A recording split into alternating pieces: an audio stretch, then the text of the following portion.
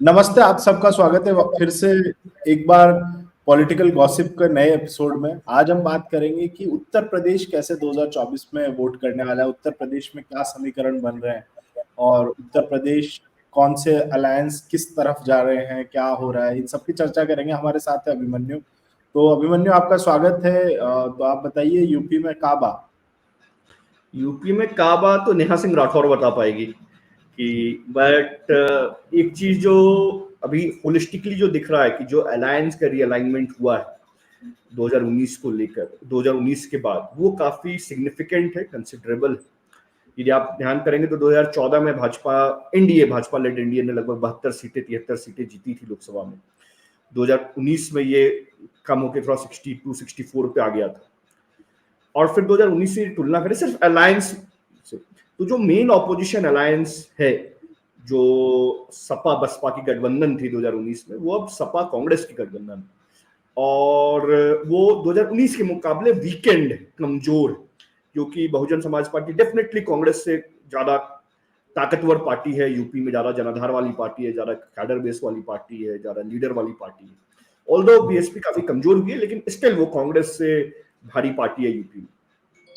तो main opposition alliance कमजोर हुआ है और बीजेपी लेड अलायंस एनडीए मजबूत हुआ है 2019 से। आप देखेंगे तो 2019 के बाद 2019 से आप यदि देखेंगे तो उसमें निषाद पार्टी ऐड हुई है, राजभर जी की पार्टी ऐड हुई, और सबसे बड़ा जो एडिशन हुआ है वो आरएलडी का हुआ है, जयंत चौधरी को जो इन्होंने ऐड किया, और साथ साथ चौधरी चरण सिंह को जो उन्होंने भारत रत्न भी दिया। तो फॉर्मिडेबल अलायंस देखे, इक्वेशन की अलायंस देखे तो ऐसा प्रतीत हो रहा है कि 2019 से बेटर एनडीए प्लेस्ड है in terms of maths, in terms of alliance arithmetic, और 2014 से भी ज्यादा वेल प्लेस्ड है। सो मेरे ख्याल से अलायंस के तौर पर सिर्फ देखे तो भाजपा एनडीए को यूपी में प्रोबेबली 2014 और 2019 से बड़ी जीत मिल सकती है, purely on basis of maths and I mean arithmetic of that. हाँ जी, ठीक है, ठीक है। अच्छा, अब एक तो हो गया कि ठीक है, अलायंस में हमें लग रहा है कि यहाँ पे बीजेपी को बढ़त मिल सकती है, एनडीए को बढ़त मिल सकती है। अब इसमें अगर एक एक थ्योरी ये आ रही है कि क्योंकि अब मुस्लिम वोट्स एक साथ कंसोलिडेट हो जाएंगे और उसकी वजह से हो सकता है कि इनको इंडिया अलायंस को फायदा हो जाए। तो उसके बारे में आपका क्या है यूपी में, क्योंकि मुस्लिम्स की संख्या ये इंटरेस्टिंग है। जनरली जो मुस्लिम्स का एक वोटिंग पैटर्न रहा है यूपी बिहार जैसे बड़े राज्य में, जो स्टेट वाइज डिसाइड नहीं करते, वो सीट वाइज डिसाइड करते हैं, और सीट वाइज जो भी पार्टी, जो भी अलायंस भाजपा को हराने की बेटर पोजीशन में रहती है, उनको वो इन बल्क वोट करते हैं। पर ये सच भी है और झूठ भी है, क्योंकि आप यदि देखेंगे तो पिछले बार पिछले बार कांग्रेस के कैंडिडेट्स को, जो सपा बसपा अलायंस से अलग थे, उनके मुस्लिम कैंडिडेट को कई बार वोट मिला, और उस वजह से भाजपा को फायदा मिला।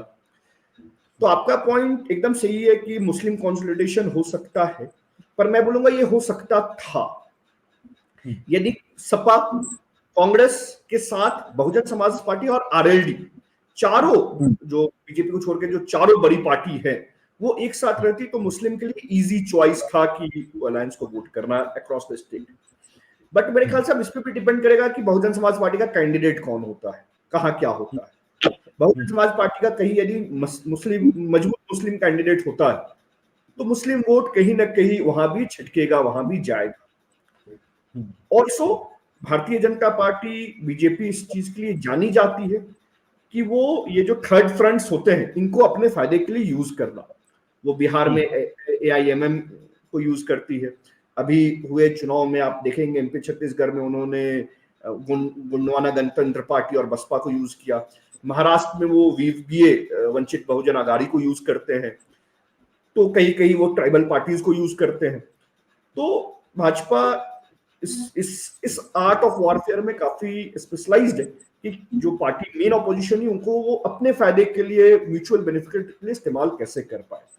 तो मेरे ख्याल से भाजपा कुछ मतलब एक संधि मत बोलिए, बट एक understanding, tactic understanding Bahujan Samaj party के साथ जरूर रहेगी।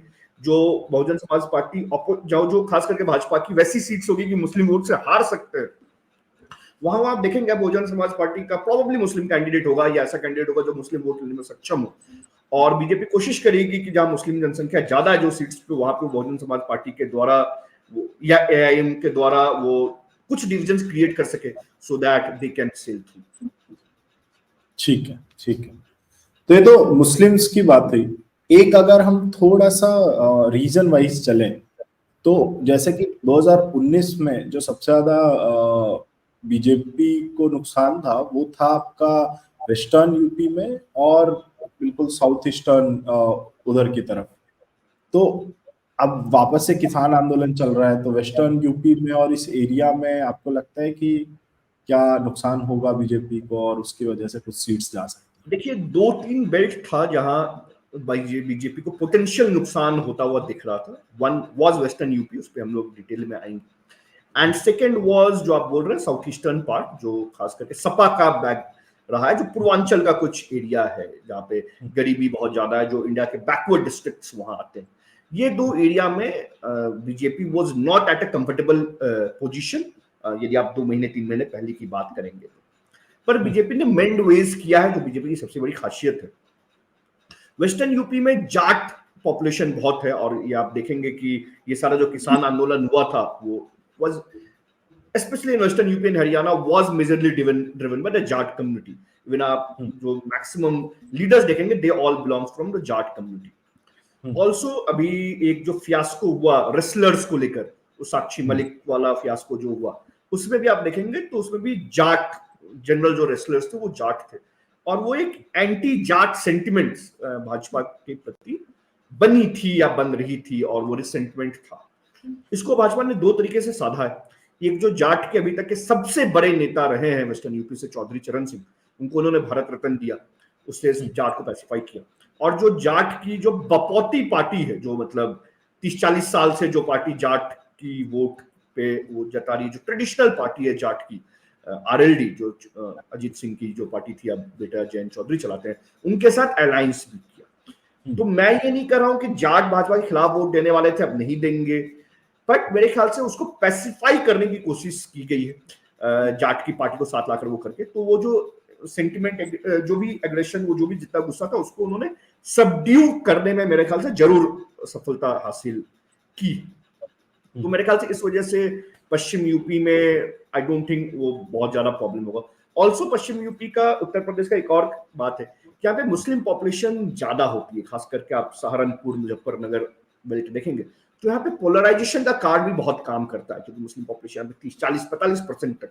तो जब यहाँ पे इतनी बड़ी पॉपुलेशन होती है, तो वहाँ पे कहीं ना कहीं कास्ट लाइंस ब्लर्स हो जाती है, और वो हिंदू मुस्लिम और पोलराइजेशन की पॉलिटिक्स ज्यादा वो हो जाती है। तो मेरे ख्याल से वेस्टर्न यूपी एक पोलराइजेशन प्लेग्राउंड भी है, जिस वजह से मेरे ख्याल से मुझे लगता है कि भाजपा यहाँ पे चीजों को जो गुस्सा बता रहे हैं, जो उसको रेटिफाई कर पाएगी। Also to add on third, कि पिछले बार जो नुकसान हुआ था वो मेजरली ड्यू टू बीएसपी की वजह से हुआ था, क्योंकि मैं बता रहा हूँ कि ये मुस्लिम का वोट है, साथ में यहाँ पे दलित की पॉपुलेशन भी अच्छी है। तो मुस्लिम और दलित का जब कॉम्पोजिशन होता है किसी भी पार्टी के पक्ष में, तो वो काफी मजबूत हो जाती है। पर आपको जैसा पता है कि इस बार बसपा अलग चुनाव लड़ रही है, मायावती की पार्टी अलग चुनाव लड़ रही है, तो वो कॉम्पोजिशन पिछले वाला बन नहीं पाएगा। तो मेरे ख्याल से इस बार वेस्ट यूपी में बहुत डिसेंट प्लेग्राउंड में है, और मेरे ख्याल से जो भी सीट उन्होंने लूज की थी वो काफी रिकवर कर सकती है। दूसरा बात, हमने बात किया साउथ ईस्टर्न यूपी की, मतलब पूर्वांचल बेल्ट की। मोदी जी उसी एरिया से चुनाव लड़ते हैं, वाराणसी से चुनाव लड़ते हैं, क्योंकि उनका प्रभाव होता है। साथ में बीजेपी ने 2-3 अलायंसेस किए हैं। एक निषाद पार्टी के साथ अलायंस है, संजय निषाद की पार्टी के साथ। एक एसबीएसपी सुहेलदेव जी की, जो सुहेलदेव पार्टी जो है, ओम प्रकाश राजभर, हम जिस दिन रिकॉर्डिंग कर रहे हैं, 1-2 दिन पहले राजभर जी को मंत्री बनाया गया है उत्तर प्रदेश कैबिनेट में, उनके साथ अलायंस किए। और 1-2 जो छोटे नॉट पार्टी बट इन्फ्लुएंशियल नेता थे, जैसे दारा सिंह चौहान, जो नुनिया समाज के आते हैं, नुनिया का पूर्वांचल में अच्छा वोट है, तो उनको भी मंत्री बनाया गया है। तो 3 बैकवर्ड कास्ट को उन्होंने इस बार पिछले चुनाव से कंपैरेटिवली, निषाद, राजभर और नुनिया, ये 3 जो बैकवर्ड कास्ट है उनके साथ इन्होंने अलायंस किया है उनको अपग्रेड करने के लिए, अपने प्रोस्पेक्ट अपग्रेड करने का। साथ में बसपा चुनाव नहीं लड़ रही है, तो I think adding both the point, BJP would be in a very comfortable position even in that zone. ठीक है, तो दोनों को बेसिकली दोनों रीजन्स में जो उनके वोटर्स नहीं है उनको पैसिफाई करने के लिए बीजेपी ने काफी काम किया है और उसका फायदा उनको मिल सकता है। अब एक बार अगर हम बात करें बसपा की, तो बसपा में 3 सिनेरियोज डिस्कस करते हैं, उनमें से क्या हो सकता है, हर सिनेरियो में क्या इम्पैक्ट होगा। तो 3 सिनेरियो ऐसे बनते हैं कि या तो बसपा को पिछली बार से ज्यादा वोट मिलते हैं, या होता है कि बसपा को लगभग उतने ही वोट मिलते हैं, या फिर बसपा को उससे काफी कम वोट मिलते हैं। तो इन तीनों केस में किस पार्टी को मतलब कौन से India alliance versus NDA alliance किसको ज्यादा फायदा होगा, और किधर मतलब उनके वोट्स किधर जाएंगे या किधर से आएंगे, क्या आपको लगता है? देखिए, एक चीज बहुत इंपॉर्टेंट है कि बसपा को आप सिर्फ 2019 से कंपेयर नहीं कर सकते हैं कि वोट बैंक को, क्योंकि 2019 में बसपा और सपा साथ चुनाव लड़ी थी। तो बसपा जहां चुनाव लड़ी थी वहां पर उसको सपा का वोट भी मिला था, ठीक है। तो मेरे ख्याल से उससे तो काफी नीचे ही जाएंगे, क्योंकि मेरे ख्याल से बसपा का जो कोर वोट बैंक है वो 18-20% हुआ करता था, गिर के वो 10-12% के रेंज में आज के दिन में है। मेरे ख्याल से वो 10-12% स्टिक करेगा, थोड़ा बहुत गिरावट आ सकती है, बट वो बहुत बड़ा गिरावट नहीं आएगा। दूसरी चीज कि यदि बसपा का कोर वोट बैंक, बसपा का जो कोर वोट बैंक है वो जाटव समाज है, चमार समाज है, और उसके साथ अन्य जो बैकवर्ड दलित हैं, दलित समाज के लोग आते हैं, ये उनका कोर वोट बैंक है। ये यदि छिटकता है तो पिछले डेटा बताते हैं कि वो छिटकेगा तो भाजपा के पास जाएगा, क्योंकि इन समाजों की एक आप हिस्टोरिकल राइवलरी बोल रहे या सोशल राइवलरी बोल रहे, वो मुलायम सिंह यादव और उनकी पार्टी समाजवादी पार्टी के साथ है, रही है पिछले 3-4 दशक से। तो भाजपा उनके लिए जानी दुश्मन नहीं, दोस्त ना हो लेकिन जानी दुश्मन नहीं है। जानी दुश्मन उनके लिए समाजवादी पार्टी है, सपा है। तो इसलिए जो पिछले बार भी जो अलायंस हुआ सपा और बसपा का, और बहुत बड़ा सक्सेस नहीं हो पाया, मतलब कुछ सीटें जीत पाए एक्स्ट्रा, उसका कारण यही था कि सपा का वोट तो बसपा पे ट्रांसफर हो गया, पर बसपा का वोट सपा पे ट्रांसफर नहीं हो पाया। इसलिए आप देखेंगे तो सीट वाइज बसपा ज्यादा जीती और सपा नहीं जीत पाई, और उसका मेन कारण यही था क्योंकि बसपा के कैडर या बसपा का जो कोर वोटर वो सपा के साथ कंफर्टेबल महसूस नहीं करते। तो जब अलायंस था तब वोट ट्रांसफर नहीं हुआ, तो जब अलायंस नहीं है तो सपा का वोट मिल जाएगा, ये मेरे ख्याल से संभव नहीं है। तो मुझे लगता है कि मोटे तौर पे कि Basapa will maintain their core vote bank which will be around 8 to 12%। जो थोड़ा बहुत डिक्लाइन आ रहा है आई थिंक वो बीजेपी के तरफ ही जाएगा, सपा और कांग्रेस की तरफ जाता हुआ मुझे तो नहीं दिख रहा। ठीक है। और एक चीज और जो इसमें इंटरेस्टिंग है कि 2014 से 19 की अगर बात करें हम लोग, तो बीजेपी का वोट परसेंट बढ़ा था 19 में, सिग्निफिकेंटली बढ़ा था, 7-7.5% वोट परसेंट बढ़ गया था, लेकिन सीट्स उनकी कम हो गई थी। ठीक है, तो वो मतलब वो ठीक है, वो तो हो ही सकता है कि कुछ सीट्स में वैसा होती। ओवरऑल अगर परसेंटेज की बात करें, वोट परसेंटेज, तो क्या लगता है, मतलब इस बार क्या सीन लग रहा है बीजेपी? मेरे ख्याल से बीजेपी एनडीए 50% के करीब है पिछले चुनाव में, आप देखेंगे तो 49% है। मैं एनडीए का बात करूंगा तो एनडीए का वोट बैंक इस बार 50% से ऊपर जाता हुआ मुझे दिख रहा है। इसका मेन कारण 2 है, कोई मैं ये नहीं बोल रहा हूं कि कुछ भाजपा ने बहुत अच्छा काम किया, बट वो अलायंस की वजह से, क्योंकि जो मैंने बताया कि आरएलडी आ गई है, 2-3-4 अलायंस आ गए, उनका वोट ऐड होगा। और साथ में मेरे ख्याल से उत्तर प्रदेश में जो हम लोग अभी हम लोग ने 2 महीना पहले जो एक देश का एक बड़ा इवेंट दिखा, राम मंदिर का इनॉग्रेशन, तो उसका पॉलिटिकल इम्पैक्ट यदि कहीं सबसे ज्यादा होना है तो उत्तर प्रदेश में ही होना है। तो मेरे ख्याल से उसका भी इम्पैक्ट होगा, और उस वजह से भी भाजपा को स्पाइक ना भी मिले तो वो उनका जो भी वोट है वो अग्रेसिव होगा, कंसोलिडेट होगा, और वो वोट ज्यादा मात्रा में निकलेगा। कुछ पॉलिटिकल पंडित्स, कुछ पॉलिटिकल स्ट्रैटेजिस्ट, एनालिस्ट ये बात बोलते हैं, और इसमें मेरे ख्याल से मतलब काफी मतलब प्रशांत किशोर भी शामिल है, जो ये बात बहुत बोलते हैं कि राम मंदिर का आंदोलन सबसे उफान में कब था, तो 1990 के आसपास था, पर 1993 में भाजपा साफ हो गई थी। ठीक है, मतलब वो आंदोलन के पीक पे भी साफ हो गई थी।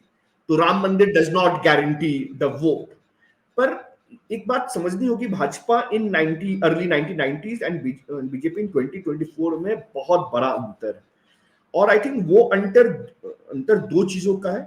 पहला है कैडर बेस का। प्रॉब्लली 1990s में जब राम मंदिर आंदोलन चल रहा था तो भाजपा कैडर बना रही थी।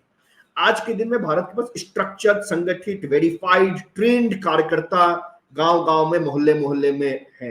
तो मेरे ख्याल से एक बहुत बड़ा डिफरेंस है कि भाजपा के पास आज संगठन है जो उस समय नहीं था। और दूसरा बात, भाजपा की सोशल बेस बढ़ी है। भाजपा प्रॉब्लली 1990 में ब्राह्मण बनिया की पार्टी के रूप में जानी जाती थी। आज वो ब्राह्मण बनिया के साथ साथ ओबीसी की पार्टी जानी जाती है। उन्होंने ट्राइबल को राष्ट्रपति बनाया है, एससीज को राष्ट्रपति बनाया है। तो उन्होंने अपना विकास, जो सोशल विकास होता है, वो उसने काफी समुदाय में किया है। तो मेरे ख्याल से ये बात सही है कि 1990 में जो हुआ उसके बाद बसपा सपा स्वीप कर गए थे यूपी। स्लोगन निकला था जब जब एक हुए मुलायम काशी राम, हवा में उड़ गए जय श्री राम। ठीक है, पर मेरे ख्याल से वो और 30 साल में Bhajapa is far more well placed to encash the माहौल इनटू द वोट। प्रॉब्लम उस समय माहौल भाजपा बना पाई थी कि वोट में कैश नहीं कर पाई थी क्योंकि संगठन नहीं था, सोशल बेस नहीं था। पर 35 साल बाद आज हम बात करें तो मेरे ख्याल से संगठन भी है, सोशल बेस भी है, और मनी मसल पावर यदि चुनाव लड़ने के लिए लगता है तो वो भी भाजपा के पास आज है, जो 30 साल पहले नहीं था। तो मेरे ख्याल से they are well placed to encash the sentiments और वोट्स ऑफ द जो राम मंदिर हुआ है, स्पेशली इन यूपी। ठीक है। और ऐसी एक या दो चीजें ऐसी कौन सी हो सकती है जो कि भाजपा अभी क्योंकि 2-3 महीने हैं, तो कौन सी चीज है जो कि भाजपा के अगेंस्ट जा सकती है? कुछ ऐसा लगता है? देखिए, ऐसे टॉप ऑफ द माइंड तो मतलब कुछ भी जा सकती है। 2 महीने में कोई इंसिडेंट हो सकता है जो फायर कर जाए, वो तो कोई वो नहीं कर सकता। पर अभी कुछ जाता हुआ दिख नहीं रहा है, अनटिल अनलेस कुछ वैसा एक्सीडेंट, मतलब कुछ वैसा इंसिडेंट हो जाए और उसका बहुत बड़ा अगेंस्ट हो जाए, वैसा जाता दिख नहीं रहा है। भाजपा जो एक दो चीजें वो ट्राई करेगी, जो मुझे क्लियर दिख रहा है, वो कांग्रेस को यूपी में शून्य करने का प्रयास उनका पूरा रहेगा। पिछले बार अमेठी हरा दिया गया था। इस बार उनका पूरा दाव रायबरेली पे रहेगा। रायबरेली सोनिया गांधी चुनाव लड़ेगी नहीं, कौन लड़ेगा ये क्लियर नहीं है। भाजपा चाहेगी कि अमेठी रायबरेली दोनों इस बार जीता जाए, और कांग्रेस जो यूपी से ही जो शुरू हुई थी, मतलब नेहरू जी यूपी से आते हैं, तो कांग्रेस का जन्म ही यूपी से है, तो उसको यूपी में ही शून्य किया जाए, इस पे भाजपा का बहुत जोर रहेगा। और कामयाबी भी मिल सकती है, मतलब थोड़ा कठिन टास्क हो सकता है, बस इम्पॉसिबल तो नहीं है। तो मुझे लग रहा है कि एक वो जरूर रहेगा कि भाजपा ये पूरा प्रयास करेगी, मोदी जी और उनकी टीम और भाजपा पूरी प्रयास करेगी कि यूपी में कांग्रेस को शून्य पे वोट किया जाए। मतलब आप कह रहे हैं कि अभी तो कोई खतरा तो ऐसा कुछ नहीं दिख रहा है बीजेपी को?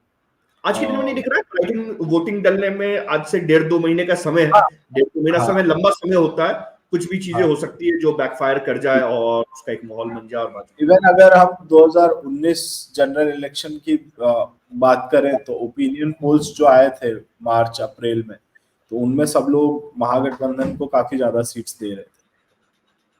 तो मतलब वो 2 महीने में फिर चीजें चेंज हुई या फिर ओपिनियन और पोल आज गलत जो है? ओपिनियन पोल्स आ रहा है वो भी बीजेपी को अपवर्ड ऑफ 70 दे रहे हैं यूपी में। मतलब हाँ, कोई भी हाँ। बहुत बड़ा नंबर मतलब वो नहीं दिख रहा है। ठीक है, आई थिंक ये देखने वाली बात रहेगी। तो एक लास्ट नंबर क्या देंगे आप? कितने सीट्स बीजेपी को और कितनी बाकी इंडिया को?